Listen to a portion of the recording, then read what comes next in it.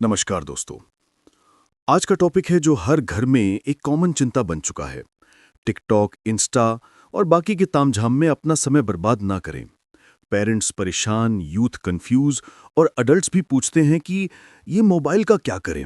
Mobile हाथ में होता है और बच्चे उसमें घुसे रहते हैं। चर्चाएं होती रहती हैं लेकिन क्लैरिटी कम मिलती है। इसलिए मैं आज अपना एक क्लियर और प्रैक्टिकल टेक लेके आया हूं, कैसे सोशल मीडिया का यूज करें बिना अपनी लाइफ वेस्ट किए। आप एंड तक सुनिए, अपने बच्चों को भी ये समझाइए, क्योंकि जो बात मैं शेयर करने वाला हूं, अगर समझ के इम्प्लीमेंट कर ली तो सोशल मीडिया आपका सर्वेंट बनेगा, मास्टर नहीं।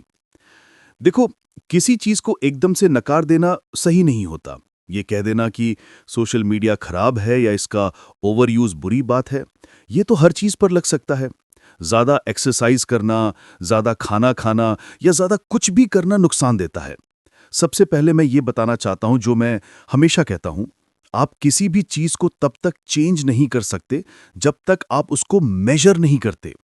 अगर आप अपना वेट लॉस करना चाहते हो तो पहले अपना वेट जानोगे, फिर उसको मॉनिटर करोगे। अगर आप धनी बनना चाहते हो तो अपनी नेट वर्थ चेक करनी होगी, अपने बैंक बैलेंस को मॉनिटर करना होगा। जिस चीज को आप मेजर या मॉनिटर नहीं करोगे, उसमें आप इंप्रूवमेंट नहीं कर सकते। तो सबसे पहले एक सिस्टम बनाएं, चाहे वो एप्स हो या अपना हैंड रिटन नोट हो। अपना टाइम लिमिट सेट करो, अपने फैमिली के लिए भी। शुरुआत छोटी रखो, फिर धीरे धीरे अपने यूसेज को समझो और कंट्रोल में लाओ। आपको खुद हैरानी होगी कि कितना ज्यादा टाइम आप सोशल मीडिया पे गुजार रहे थे बिना जाने। अब आपको कॉन्शियसली अवेयर रहना होगा कि आप क्या कंज्यूम कर रहे हो, क्योंकि अक्सर हम बस टाइम पास के लिए बैठे होते हैं और कोई प्रोडक्टिव काम नहीं करते, तो सोशल मीडिया या फोन एक अच्छा ऑप्शन लगता है। पर यह जरूरी है कि आप देखें कि जो कंटेंट आप देख रहे हो, क्या वो आपकी लाइफ में वैल्यू ऐड कर रहा है, या बस कोई क्लिक बेट, एक के बाद एक रील्स देखते जा रहे हो जो सिर्फ टाइम वेस्ट है। अगर आप कॉमेडी देखना चाहते हैं तो अपने पसंद के 2-4 क्रिएटर्स को ही फॉलो करो जो आपको सच में एंटरटेन और रिलैक्स करते हैं। आजकल बहुत सारा बेहुदा और लो क्वालिटी कंटेंट आया है जो बस आपका टाइम बर्बाद करता है। पेरेंट्स के लिए भी एक बेस्ट एडवाइस है, जब आपके बच्चे फोन यूज कर रहे हैं तो उन्हें इग्नोर करने के बजाय उनका कंटेंट टीवी के साथ सिंक करके देखो। समझो कि वो क्या देख रहे हैं, कंटेंट की क्वालिटी क्या है। ये छोटी सी आदत आपके और आपके परिवार के लिए बहुत फायदेमंद होगी। बच्चे भी तब कॉन्शियस हो जाएंगे कि असल में हमें क्या देखना है और क्या देख रहे हैं। और आप उन्हें बता सकते हैं कि एलईडी स्क्रीन आंखों के लिए ज्यादा सेफ होती है, चाहे वो मोबाइल हो या टीवी, क्योंकि वो लाइट कंट्रोल्ड होती है और आंखों पे ज्यादा स्ट्रेस नहीं पड़ता। तो आप अपने बच्चों का कंटेंट टीवी के साथ सिंक करके उन्हें मॉनिटर कर सकते हो। जैसे अगर आप मेरे वीडियोस देखते हो तो आप सिर्फ सुन भी सकते हो आइज क्लोज करके। ये भी एक अच्छी आदत है। दूसरी बात, जब भी आप कोई कंटेंट कंज्यूम करो तो अपने पास एक छोटी सी किताब या नोटबुक रखो और उसमें इंपॉर्टेंट पॉइंटर्स लिखते जाओ। अगर आप ऐसा नहीं कर रहे, मतलब कंटेंट में इतनी वैल्यू नहीं मिल रही या आप उसे सीरियसली नहीं ले रहे। जब आप नोट्स बनाओगे तो वो लर्निंग एकेडमिक बन जाती है, क्लास जैसी लगती है, और ये बहुत अच्छी बात है, क्योंकि बिना एफर्ट के, बिना सोच विचार के सिर्फ माइंडलेस कंज्यूम करना आपको थकावट और टाइम वेस्ट देगा। इसलिए क्वांटिटी से ज्यादा क्वालिटी पे ध्यान दो और हमेशा सोच समझ के कंटेंट चूज करो। तो कोशिश ये करो कि जो भी कंटेंट आप देख रहे हो, चाहे किसी भी क्रिएटर का हो, उसे माइंडफुल वे में कंज्यूम करो।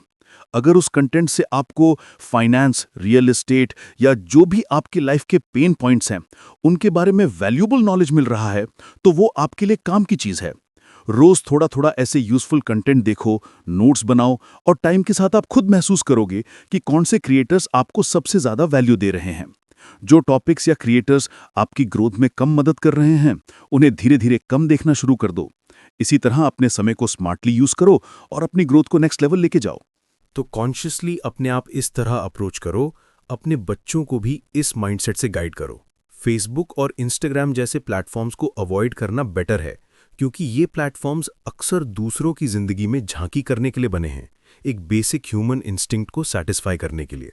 ये पहले तो पॉपुलर थे, पर अब ये इतने इफेक्टिव नहीं रहे। इंस्टाग्राम तो मेरे हिसाब से बिल्कुल ही ओवरहाइप्ड है, क्योंकि ये ज्यादातर हीडोनिज्म पर बेस्ड है। अपनी फोटोज दिखाना, अपनी लाइफ को शोकेस करना, फॉलोअर के नंबर्स दिखाना, वहां कोई असली वैल्यू ऐड नहीं होती, सिर्फ एक रेस होती है दिखावे की।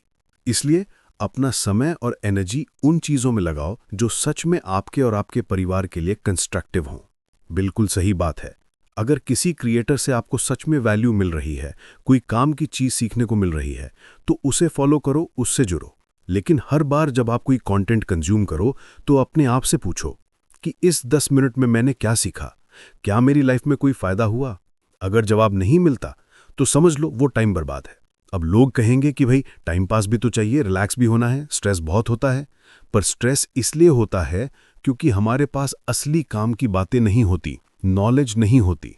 जब आप सच में वैल्यूएबल चीज़ें सीखोगे, अपनी लाइफ में इंप्रूवमेंट करोगे, तभी स्ट्रेस कम होगा, तभी आपको असली आज़ादी मिलेगी। तो समझ के अपना टाइम इन्वेस्ट करो ताकि स्ट्रेस की वजह कम हो और सुकून ज़्यादा आए। जब आप इस रास्ते पे चलोगे जहां आप फंसा हुआ महसूस करते हो, जहां स्ट्रेस मिलता है, तो वहां सिर्फ अनमाइंड होने से ज़्यादा ज़रूरी है कि आप कुछ ऐसा सीखो जो आपकी ज़िंदगी में असली बदलाव ला सके। जो चीज़ आप सीख के अपनी लाइफ में ला सकते हो, उसे ही अपनाओ ताकि दूसरे कॉन्फ्लिक्ट से आप आज़ाद हो सको।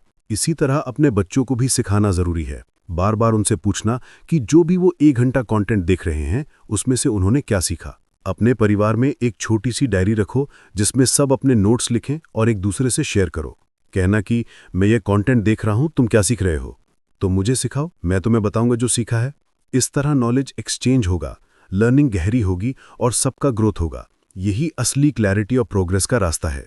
सेक्शन 24B के अंडर आप इनकम टैक्स का बहुत अच्छा फायदा उठा सकते हो और ये इंटरेस्ट को 8 साल तक रोल ओवर करने की भी सुविधा देता है। प्रॉपर्टी कैसे खरीदी जा सकती है, शेयर मार्केट में क्या ऑप्शंस हैं, बच्चों के लिए कैसे फाइनेंशियल प्लानिंग करनी है, ये सब प्रैक्टिकल और काम की चीज़ें हैं।